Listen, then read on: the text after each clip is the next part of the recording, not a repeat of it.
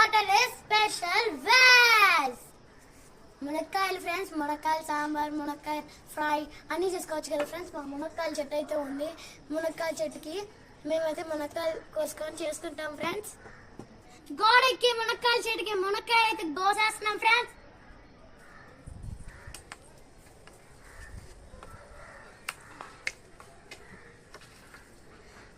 ఇదిగోండి ఫ్రెండ్స్, ఇక్కడ మునక్కాయలు ఉన్నాయి.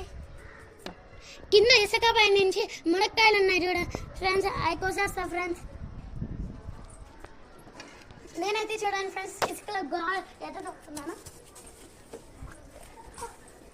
తీసుకో.